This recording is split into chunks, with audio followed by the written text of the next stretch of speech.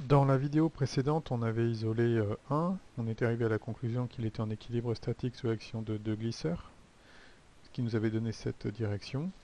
Et on avait isolé 2, ici, et on a été arrivé à la même conclusion. Maintenant, il nous reste à isoler le solide 3 ici. Et le solide 3, c'est un peu particulier en fait. Parce que normalement, dans ce qu'on a vu de la statique graphique, si j'ai un effort entièrement connu, ici, une direction connue, celle-là, eh bien, je suis capable de résoudre. Or, en fait, ici, c'est un peu particulier parce que si j'isole 3 seuls, eh bien, je m'aperçois que je ne connais pas la, la direction en haut. Il va me manquer une information. Et donc, le fait de l'avoir fait préventivement ici, ça m'a permis de trouver la solution. Une autre façon de faire aurait été d'isoler le solide 2, de trouver l'information de direction, et puis après d'isoler directement 0 et 1 par exemple, ou d'isoler 1 en premier, et puis d'isoler ensuite 0 et 2. Et donc là, j'aurais pu obtenir cette information. Mais isoler 3 tout seul nécessite d'avoir avant trouvé la direction des actions de 2 sur 0 et de 1 sur 0. Donc c'est le cas ici, je peux résoudre.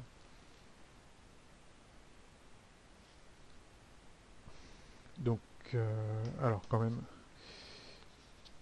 toujours bien rédigé, et ça se traduit par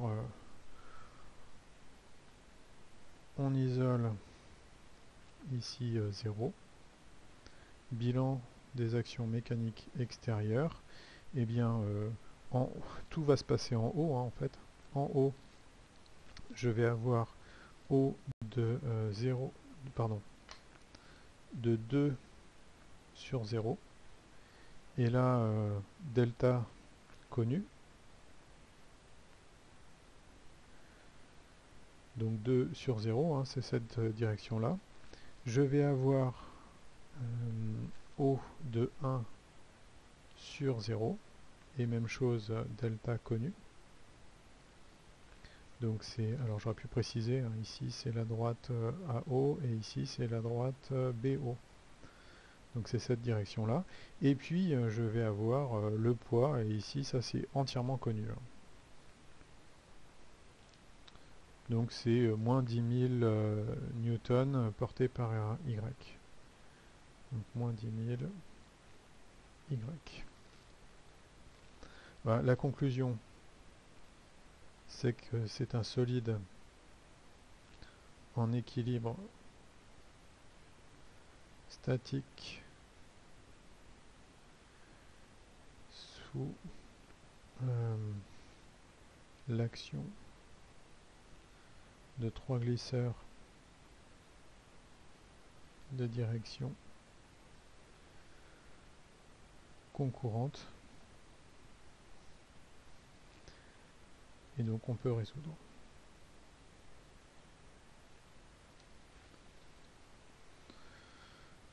Donc pour résoudre, ben, j'ai besoin de reporter à l'extérieur. Donc ça fait...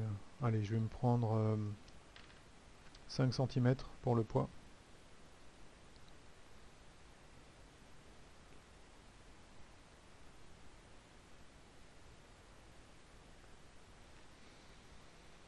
Et maintenant, il faut que je me déplace parallèlement.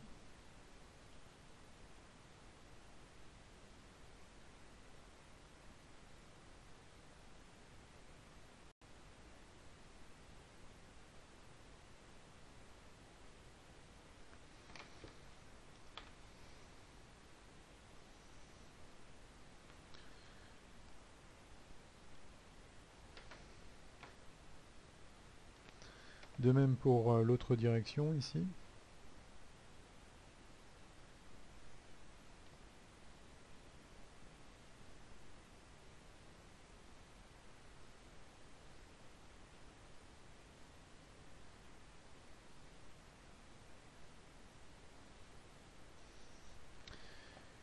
Et je peux faire ma fermeture ici.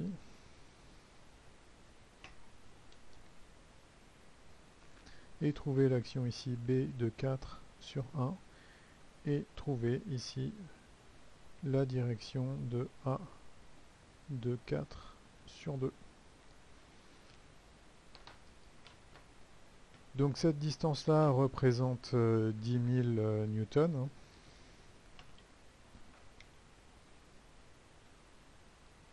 La norme de P égale 10 000 newtons. Et c'est 5 cm. Donc l'action de A et l'action de B vont être identiques en norme. Parce que j'ai en fait une symétrie. Hein. Mon problème présente une symétrie ici que je retrouve au niveau des efforts. Donc je vais avoir A de 4 sur 1 en norme, qui est égal à la norme de B de 4, pardon, A c'est 2 sur 1. Et la norme, eh bien, j'ai qu'à mesurer, puisque c'est proportionnel. Donc j'ai en gros 8,5 cm. Donc je vais avoir 8,5 divisé par 5 multiplié par 10 000. Et donc ainsi je vais trouver l'intensité de mon effort. Dans la suite de l'exercice, on me demande quelle est la composante normale d'effort sur le rocher. Eh bien c'est tout simplement la projection suivant x. Hein. Donc si je prends celle-là, ici je me mets à ce niveau-là. Pardon, je dis une bêtise. On a bien l'action ici du rocher sur, sur la came. Donc l'action de la came sur le rocher, ça va être l'effort opposé. Donc ici, j'ai bien la composante normale du rocher sur la came. Et donc l'action de la came sur le rocher en composante normale, c'est celle-ci.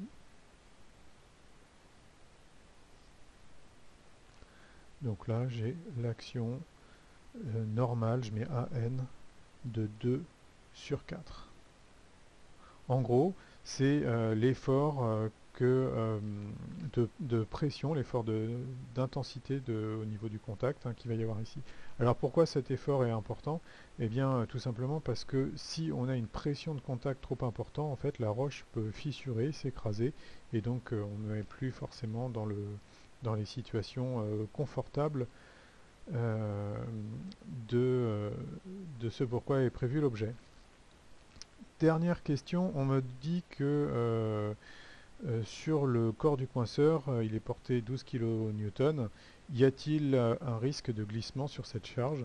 Eh bien en fait la réponse est non, puisque je vais avoir une homothétie en fait. Donc si jamais je grandis l'effort qui est ici, qu'est-ce qui va se passer? Eh bien je vais avoir la direction d'effort qui sera inchangée. Hein. Et donc je vais avoir en fait des efforts qui vont être plus grands. Le triangle va s'agrandir de cette façon-là. Et ça, c'est dû au fait que quand on est sur le frottement, l'effort tangentiel, donc l'effort que l'on a ici, hein, cet effort tangentiel, il est proportionnel à l'effort normal. Donc si mon effort normal grandit, l'effort tangentiel grandit et l'équilibre est assuré. Voilà.